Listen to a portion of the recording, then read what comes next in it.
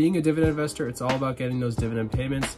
And this is the 17th month of dividend investing for me. So in this video, I'm going over all my dividend payments from July, what I bought this month, my best and worst performing stocks, and more. So let's get right into it with the dividend payments first. In the month of July, I got 6 dividend payments. The first one being from UGI, where I got $1.13. My second dividend payment was on July 7th from JEPI, the JP Morgan dividend ETF, giving me $2.16, bringing my total so far to $3.29. On July 10th, I got a dividend payment from Altria Group. It was for $3.31, bringing my total to $6.61 so far. On July 14th, I got 2 dividend payments. The first one was from Main Street Capital, where I got 46 cents. And the second one was from Realty Income, where I got $1.47, both of these being monthly payers. And this brings my total so far to $8.34.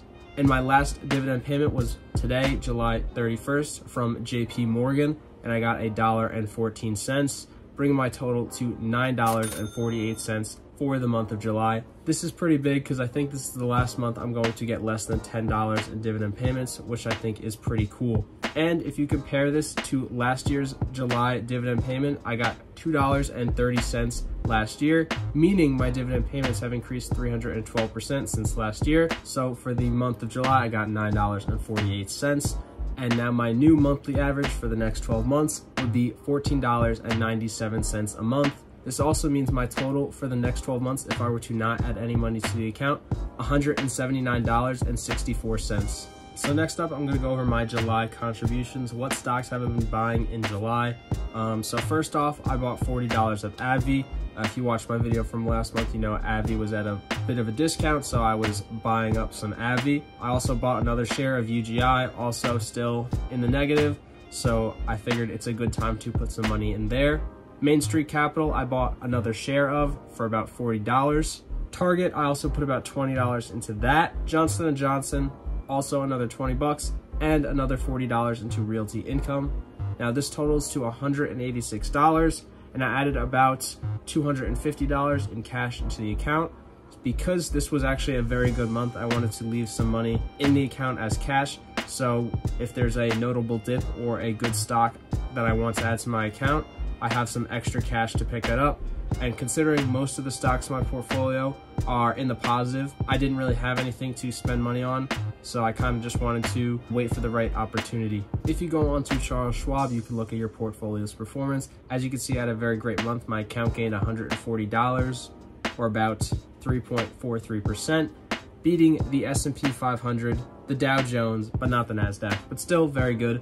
And the reason that it only goes to July 30th on this screen is because I'm filming it on July 31st. So the data is not technically in, and I want the video to come out August 1st. So this page doesn't have the $250 I added this month. It only says 200, just so you know, but basically the same returns. So that's all that's important. So let's go over my 3 best and 3 worst performers.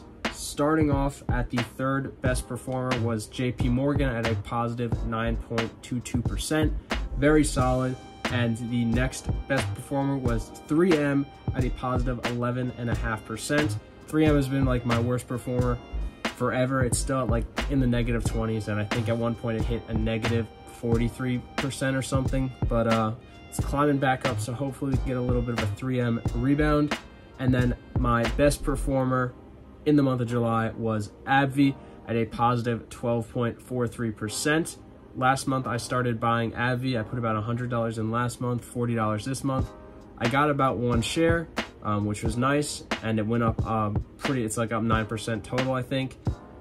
I just wish I had a little more time to buy more, because this was a company I've been waiting to buy for a bit, and it was doing, it was near its 52-week low, and I should have just put all my money into it, but no one's going to do that.